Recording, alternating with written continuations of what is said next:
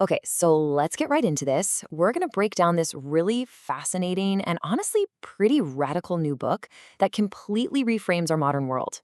You know that feeling, that constant distraction, that anxiety, that sense of being a little bit lost? Well, the book argues it's not some kind of psychological failure on your part, it's something way older and way more biological. And this one sentence, this is the key that unlocks the entire idea. The whole argument is that our search for meaning is just spinning its wheels because we've got the diagnosis completely wrong. It's not just in our heads. It's written into our cells. It's about our relationship with light, with rhythm. It's solar. So what on earth is a solar meaning crisis? Well, think about a real eclipse. The book says something just like that is happening inside of us. Our inner sun, that biological master clock that has kept humanity in sync for thousands of years, it's being blocked. It's being overshadowed by a new, totally artificial kind of light. Now, what I love about this is how it sets up the conflict. On one side, you have the inner sun. That's our biological anchor, right? Our circadian rhythm that connects us to deep time, the thing that lets meaning in story grow slowly. And on the other side, you've got the artificial suns of our screens, and they are waging what the book calls a dopamine siege, trapping us in this shallow, endless loop of scrolling and just constant newness. And this right here, this is the result. We become what ancient myths called hungry ghosts. But this isn't just poetry, it's this incredible blend of ancient myth and modern neuroscience. The hungry ghost is a perfect way to describe our own scrambled dopamine circuits, always wanting, always craving, but never ever satisfied, because they're starved of the one thing they actually need: deep time. All right, so how does the biggest, most powerful artificial sun of our time, AI, fit into all this? The book makes the case that it's the ultimate mirror. It shows us our own condition with, frankly, terrifying clarity. And this is the absolute crux of it. AI can spit out an endless river of text, of images, it can simulate stories, but it has no internal clock. It has no connection to the sun. It has no rhythm. It can mimic the words, but it doesn't have the biological pulse that actually makes a story feel alive. And there you have it. The diagnosis of AI becomes the diagnosis of our whole culture. Brilliant on the surface? Sure, but hollowed out, rhythmically dead underneath. See, in this story, AI isn't the bad guy. It's just the mirror showing us exactly what we've lost. So, if that's the diagnosis, what's the cure? The book doesn't just leave us with the problem. It gives us this really powerful framework for recovery. It calls it a mythic architecture for rebuilding our inner connection to that sun. And this architecture stands on three main pillars: the keeper of the inner sun, the eternal spiral, and battlefield rituals. Let's just quickly break down what these really cool concepts actually are. First up, the keeper of the inner sun.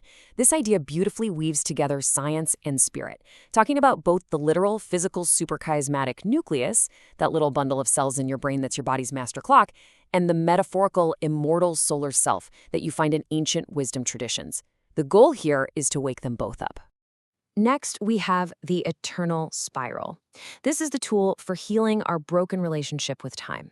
I mean, we're all rolled by the linear tick-tock of the clock of productivity, but our bodies, our souls, they operate on cyclical time, the seasons, the tides, our own breath.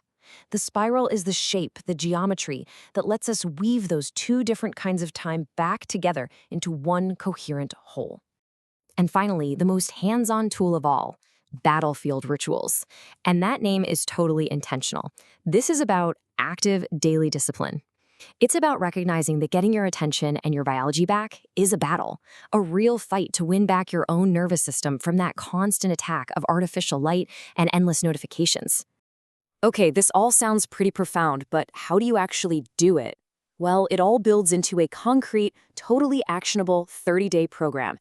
It's designed to take you from that feeling of internal eclipse to full-on ignition. So the path is broken down into 3 clear 10-day stages. First, you start by starving the hungry ghosts. You cut off the fuel, that constant shallow novelty. Then you move into remembering the spiral, consciously plugging back into natural cycles. And you finish by actively igniting the keeper, your own inner sun. And here you can see exactly what that looks like in the real world. Just take a second to look at the kinds of things we're talking about. This isn't abstract theory. We're talking about tangible physical practices, getting actual sunlight at dawn, killing artificial light after dusk, fasting from dopamine hits, and even using fire as a ritual tool. It's about using ancient technologies as the medicine for our very modern disease. So, after going through the problem and the solution, what are the biggest ideas to walk away with? The book really boils it all down into a few core insights. The first one, and really the most important one, is this. If you get nothing else from this, get this. The root of our modern feeling of meaninglessness isn't philosophical, it's biological. Before you can even begin to find meaning, you have to find your rhythm first. Now, this next insight, it pretty much challenges our entire modern approach to self-help. We're always told to think our way out of our problems, but this argues that meaning isn't some idea you can just grasp with your mind. It's an experience you have to build in your body. You don't think it, you metabolize it. And I just love this one. The third insight is this bold, almost provocative claim. In our age of super high-res screens and virtual reality, the most powerful interface for the human nervous system is still a flickering flame. It plugs us into a primal rhythm that all our technology can only dream of imitating. And we're going to end on this profound question from the book. It really forces you to confront the true cost of our 24/7 brightly lit world. By getting rid of all the physical darkness, have we accidentally snuffed out the inner space we need for sanity, for self-reflection, for any real connection to the cosmos? It's a thought that's worth sitting with. Maybe, in the dark.